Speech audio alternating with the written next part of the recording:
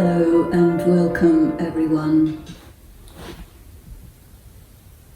Today we're going to look at uncovering your inner wounds. And many will say, I don't have any wounds, I'm fine the way I am. But maybe when you're by yourself and you start thinking about yourself, about your feelings, you may realize that, there are wounds. And when you reflect on your life, all the way from your earliest days, and you take a look at how your life has been, then you do realize that there have been times when you got hit and it went in. Other times you got hit and you didn't let it in. The times when you got hit and you didn't let it in are very often times where you might have been punished and you would have prepared yourself to endure the punishment, whatever it might be. But that preparation and decision to endure it means that whatever hit comes to you, you don't let it in and it remains deflected. But what I'm talking about today is those things that do get in and the things that did get in. Sometimes it could be something very small and sometimes something very big. One of the things that we do see about these wounds is that they correspond with patterns. And the wounds that go in, they come in series which get repeated over many years. Different circumstances arise where the same kind of hit will hit you, it will go in, and it will exacerbate a previous wound of a similar type, and the wound gets deeper and worse and repeated, and it never really gets a chance to heal. What happens with these wounds is we tend to cover them over, put bandages on, and carry on. And what happens to any wound that you cover over and leave it without taking care of it, it festers, it becomes poison, it goes into your system, and it's very, very toxic. There are so many of us who are walking around carrying shredded old bandages with toxic, festering wounds inside that every so often get triggered by a similar situation where something, even a small thing, replicates that original wound and sets everything off again. And there you really feel that you're not in your power. As far as I can observe, experience and understand, all these come from very early on in life, when each individual is tender, open, trusting, innocent, and meets a hard, sometimes brutal world of the adults around us. And there begins the series of wounds that form your being, or we could even say deform your being. There may be wounds that affect you in the body, and you may have physical scars. And whenever you see those physical scars, you can remember how you got it. There are other scars that are invisible. Deep scars in the heart, scars in the soul, scars in the very being that distort and deform your very being, your heart, your sense of self, and your interaction with the world. So today we want to look at going in there and uncovering some of those wounds. First of all, you may think, how do I begin this process? How do I find an invisible, deeply buried wound that I don't even know is actually there, that no one can see, that I cannot see? But yet, of course, there is a suspicion that something is there deep down. These are invisible, buried, hidden, and they can come to the surface unexpectedly. One way that you can look for hidden wounds is in dreams. Dreams and the world of dreams enable us to have contact with the deepest part of ourselves. The deepest part of our being is the subconscious. And it's called the subconscious because we don't have access to it. And it is there that lie our wounds, our monsters, our traumas, and some people say our sins.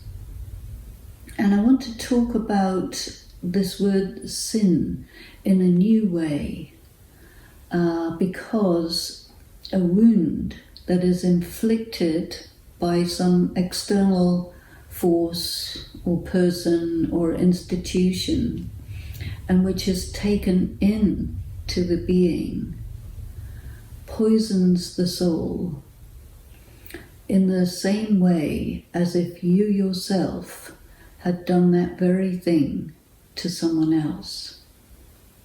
Normally speaking, we think about sins as something that we did that was bad, that's on the conscience, that we feel guilty about or ashamed about, something that we did to someone. But why would a person do something against someone else, especially if it's something that we would consider really, really bad according to our own moral code? How is it possible for an individual to do that? One clue or one key is that what was done to oneself and that has gone deep into the subconscious as a hidden, buried, forgotten experience comes up in the form of an uncontrollable urge or rage to do that very thing to someone else, and you don't know where it came from because it is forgotten. So one area to look at, along with dreams, is when you do something that is completely out of character or unexpected and definitely not planned. How is this connected with dreams? I would like to talk about this also. Dreams is the world of symbols, a world where we have access as we begin to understand the symbols that are represented in dreams. And this is why many of the professional therapists, psychoanalysts, psychotherapists, and psychologists will look into a person's dreams to find keys to what really is the deep inner trauma, the deep inner wound. So there is a language of symbols that can be accessed because of study of the symbols of dreams and the myths that they are associated with. I'm not going to talk about that language of myths and symbols here because you can study that, and you find many books about this. What I want to talk about is that whenever you do get a dream of something which is really vivid and powerful, which really speaks to you, which may make you very afraid or very disgusted, or it may be something so vivid and so unexpected that you are completely mystified by it. And these dreams, when they occur, aside from a psychologist or psychoanalyst being able to interpret it for you, if you happen to be doing therapy with someone like this, but another aspect to be aware of is that when you're not doing anything like this, and a dream of this nature appears in your mind, or it may come as a series of repeated incidents of the same or similar dream, it is a sign that your wound is wanting to come up to the surface. Your wound is wanting to be healed. It's as if it is ripe, as if you are at a time in your life when you're ready to do this kind of deep work, and it is letting you know that now pay attention because the time has come. This dream or series of dreams can also be accompanied by very powerful feelings. Sometimes it can be a feeling that you really can't stand your life anymore because it doesn't correspond with who you are. And when you have very deep wounds inside, then part of your survival mechanism is to create some masks, some coverings, some fake identity that you adopt, which gets you through the next few years of your life, and everything seems perfectly okay and manageable until all of a sudden you start getting dreams, you start getting feelings, and all of a sudden nothing works anymore. It may not be all of a sudden, it may be gradually, but a point will come where you feel so strongly, you feel alienated, you feel you don't know who these people are who are around you. You feel that you cannot stand these people, or you cannot stand your situation, and you feel a huge urge to break it or to break out of it. You may feel very destructive inside, and yet you don't understand where this is coming from. This is also a sign that it's time now for your wound to come up to the surface because you're ready to deal with it. Now, many of you may be feeling something like this, but yet you don't know what to do with that feeling. Some people when they experience something like this, they will mention it to people who are close to them or to total strangers, just to see what kind of feedback they get. Because when you feel something so different, so unusual, you want some sort of a feedback, some kind of a mirror to let you know if what you're feeling is in any way normal, is in any way someone else could relate to, or give you some kind of a response to that can put it in some kind of a perspective. Because very often this feeling or this set of dreams and feelings together is such that you might think you're going crazy, or you might think you're making it up, or you might think, there's some force trying to get at you, depending on if you're superstitious, that might come up like that. But I think we're all human, and we all need to have some sort of a reflection, some sort of a feedback to let us know, do I need to be worried about this or what? Some people, they might go to their family doctor and say, I'm feeling something like this. And very often the family doctor will say, oh, you're just having a bad day, and they will give you some sort of mild tranquilizer, and they will not address it because it is really very few people who are adequately equipped to recognize and to address these things when they start to come up in the early stages. Feeling these dreams and unusual inner urges can very often provoke you into doing something unexpected, like leaving your job, or getting into an affair, or having a big binge drink, or you just get up and leave and disappear and reappear a long, long time later, because this inner force becomes so powerful that you feel you just have to do it. You have to do something about it, but you cannot deal with it adequately in your normal everyday circumstance.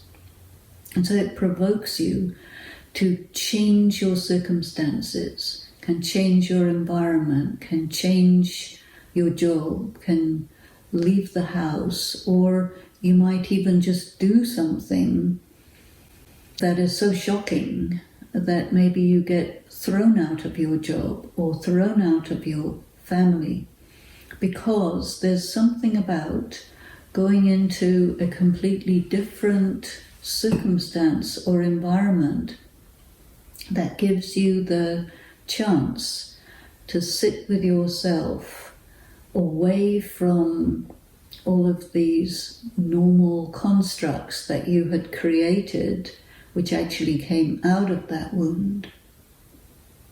So you go somewhere else. I think many people will go somewhere completely unfamiliar where nobody knows them.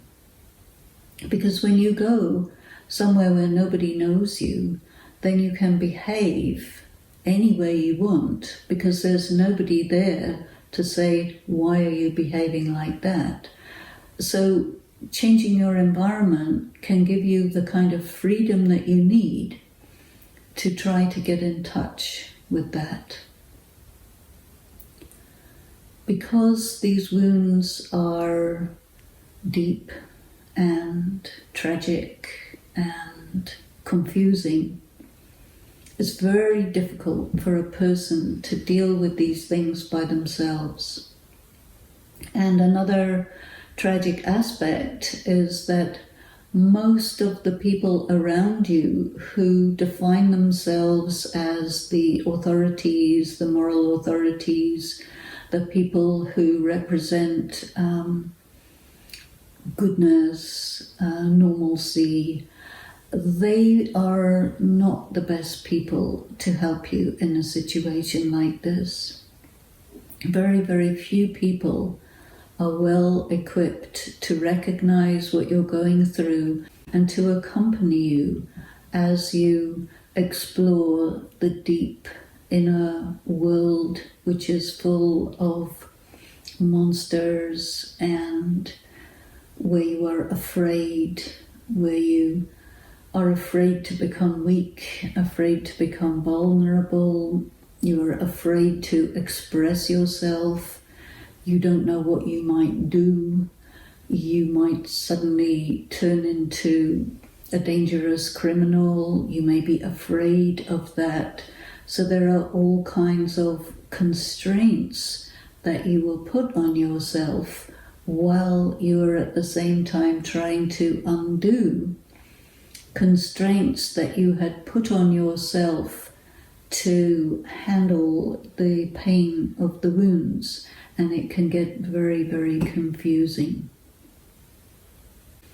So in a simple broadcast like this, you cannot really expect to have a solution to these things. But what we're trying to do here is just to pinpoint some of the things that happen to a person, to let them know that the wound is ripe to be taken care of, and when it's ready, it's not going to let you go. You may say to yourself, or others may say to you, you're just imagining it, have a holiday, do some small thing and it will go away.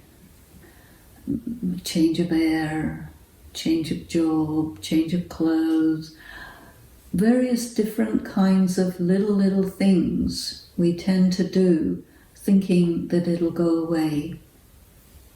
But wound is pain. And pain deep in the soul, when it's ready to come out, there is nothing that can prevent it. So the more we try to suppress it and keep it down, or deny it, or think it's nothing, or diminish it, or try to make it go away through one reason or another, we will find that anything we do will work for a short period of time. And then when that has run its course, you go back to your deep inner discomfort, and the dreams will come again. They will not let you go.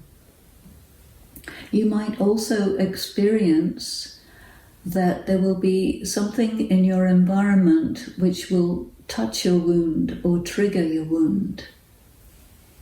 This can happen through films, through something you see on the television, through a story that you hear about, through something that another person is going through that you meet or you hear about, and whatever is their experience corresponds with yours, and hearing their experience wakes up your wound, and then it has found a way out, like lava in a volcano will find its way out. If not through the central vent, there will be side vents, and that magma has built up a force that must emerge, that must erupt.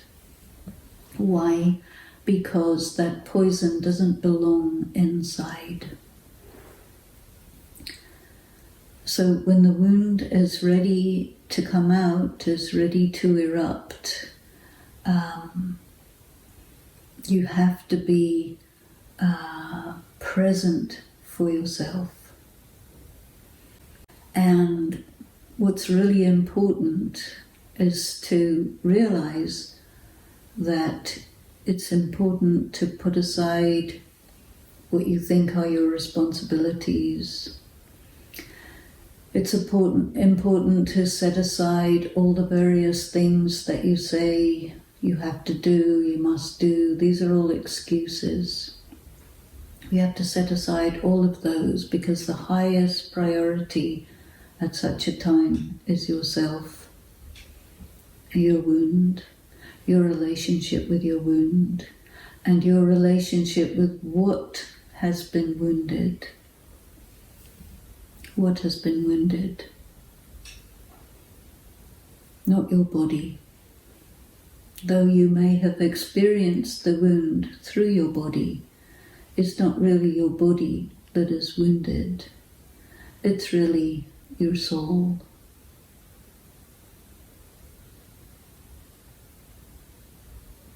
Now, how do you make contact with your soul? Do you believe in your soul? Do you have a soul? How do you heal your soul? Because the soul is the deepest part of yourself, the most mysterious, the most subtle. And it is the part of the self that we are usually quite disconnected from. If you get that thought, that feeling that I am wounded at the level of the soul, what does that make you feel? What does that make you think? Because it's deep, it's mysterious, and sometimes it can make you feel quite hopeless, because you would think there's no way that at the level of a wound in the soul, there is no way that it can be healed, that it can be touched, that it can be understood or recognized. And so sometimes at a point where you get this thought that I'm wounded in the soul, this can also make you feel hopelessness. It can make you feel that there is no possibility, that there is no chance, and you may even give up on yourself. And when that happens, you can go deeply into a feeling of depression. You can wish to end it all, to finish your life. Some people, they experience huge volumes of anger, and they will try many ways to express that anger, sometimes causing a lot of damage. But many people, they're so self-restrained that they will turn that angry energy against themselves. And this is where it becomes really very tragic. So what to do with a wound in the soul? You need some understanding what a soul is. How does a soul get wounded? What is the meaning of this feeling that I'm wounded in the soul? Because it becomes deeper than a psychological problem. It becomes a spiritual crisis. And there are many people who experience something so deep, so extreme, so soul-destroying, that they will put this word, spiritual crisis. I'm in a spiritual crisis, but what to do? Very often in a spiritual crisis, the last place you would turn to is a religious place. Why? Because in many ways, for many people, the religions and what they stand for have on some level failed them. And so the person feels completely alone, trapped in that aloneness, and no way out, like you were on the edge of an abyss, a bottomless, dark hole. What to do in that case? A soul in crisis is a soul close to the self. The deep feelings in the deepest part of yourself are occurring in the soul.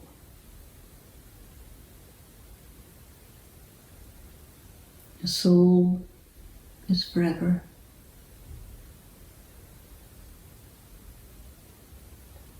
And a soul is light.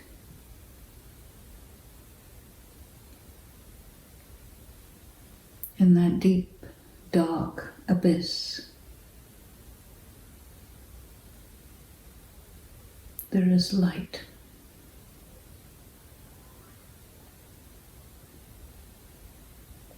When you give up holding on and you realize there is nothing you can do and nowhere you can turn, at such a moment, intimation of light comes to you.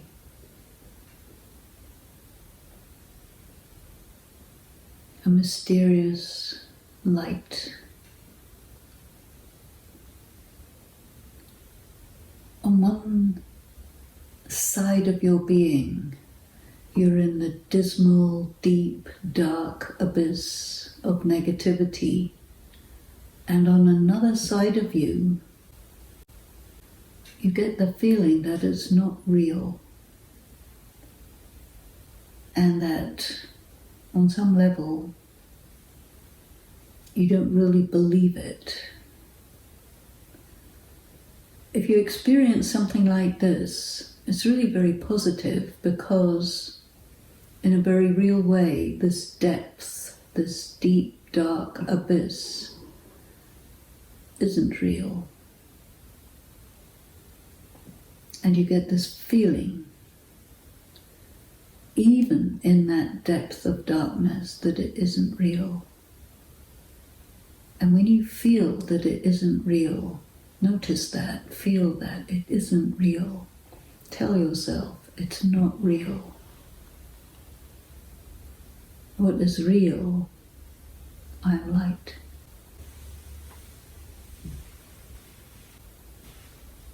When you have a thought that is true, it comes with a very powerful feeling of its authenticity and truth. And you know that that which you had gone down into is real on some level, but on another level it just isn't real. And you cannot come under its influence, its grip. You have a suspicion of something else. Light. Something beyond the ordinariness of this life. Something that transcends or takes you almost to another dimension. You get a glimmer, a glimpse, a suspicion that there's something else, somewhere beyond. And you have to admit that you felt, that you saw, that you suspected. And this is a very important key.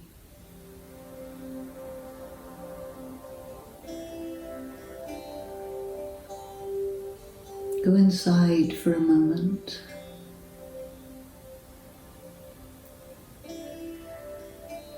Put a speck of light on one side and deep, intense darkness on the other side. That speck of light draws you to itself. Look at it. A speck of light grows.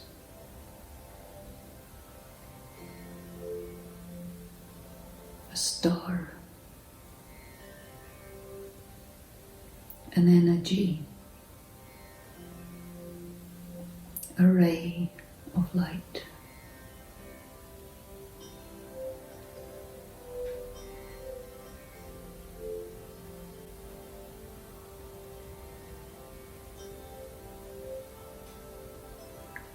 Let yourself fall into that light.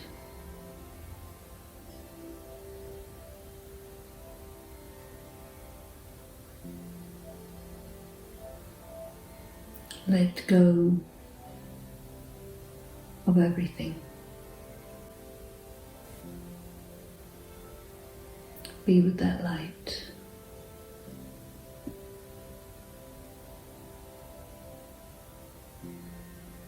A star that pulls you to itself.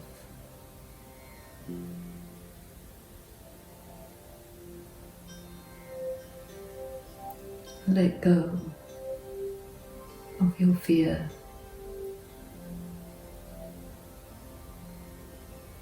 Let go of your gloom.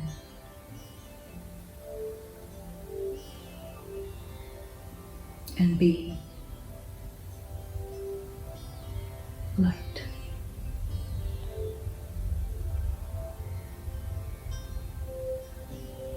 Let go of your image.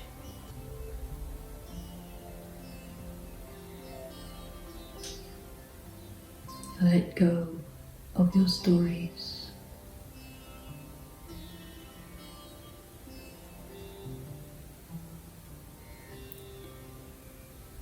See all of it falling away.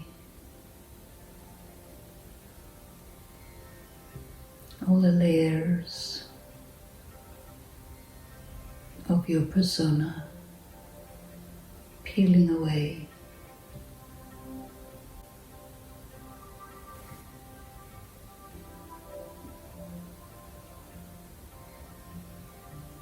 Like petals on the springtime trees falling away.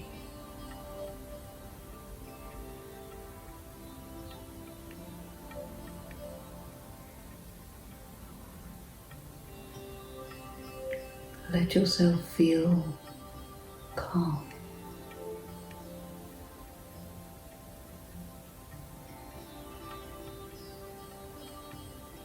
The hurricane of your trauma swirls around you, but you are in the center, in the eye, calm.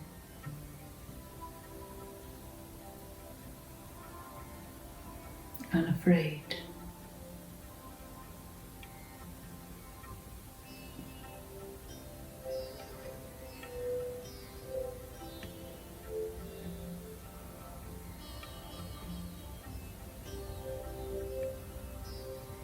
You pass through to another dimension, as if you go through that tiny hole,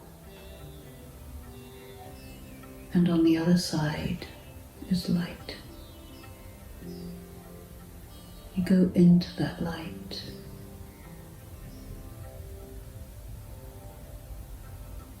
And you are in a world of light, vast and beautiful.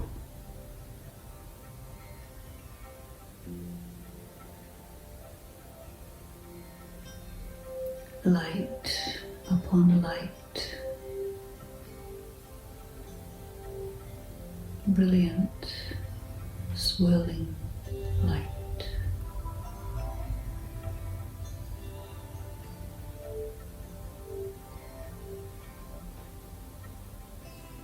You feel strength pouring into your being, washing over your wounds, healing. River of light coursing through your soul.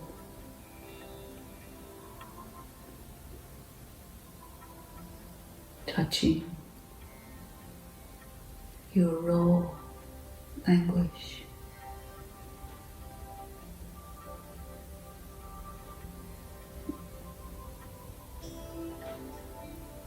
Letting you be free, unchained,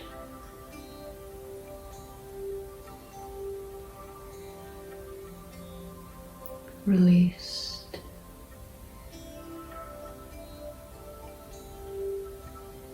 dancing in your freedom.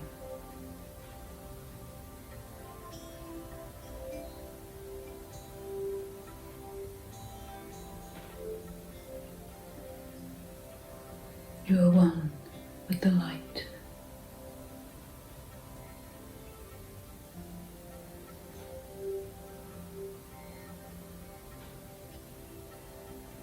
You feel the ecstasy of having let go of everything and merging with the light.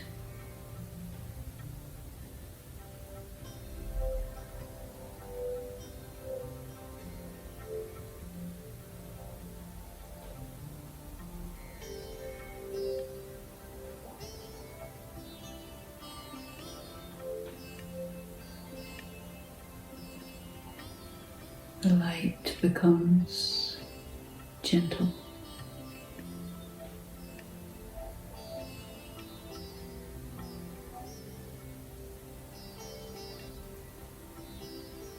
sets you gently again into your everyday world, but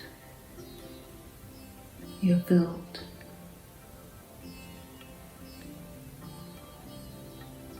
with harmony,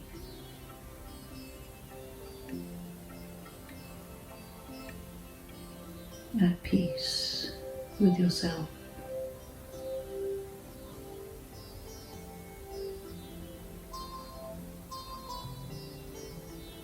Re-entering the everyday world, it seems different, manageable.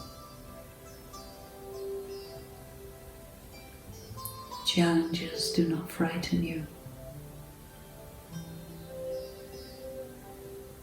You are in your power.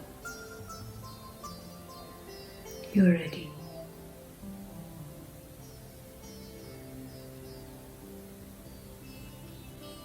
You know who you are.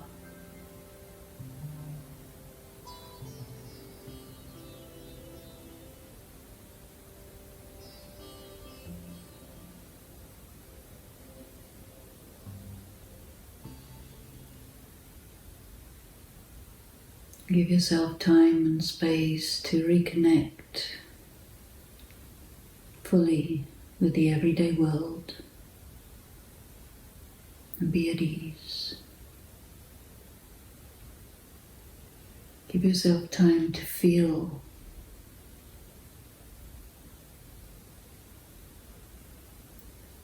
the feeling of being in your body without stress or tension. Just being you.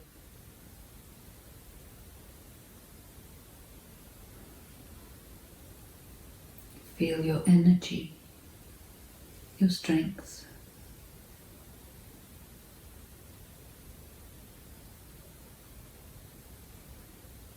A sense that you can flex with normal challenges and even more extreme challenges, you feel more ready. You have taken power. You do not feel alone. That light is there for you, accompanying you. You walk with that light now.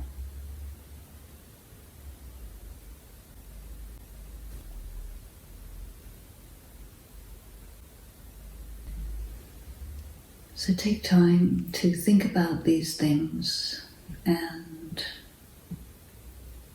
keep yourself near to that source, that light.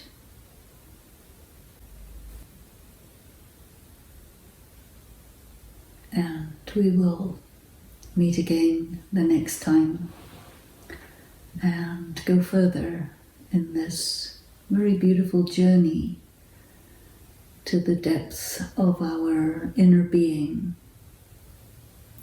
through that terrain of wounds and agony, transcending to another space, another state, our destination. Thank you.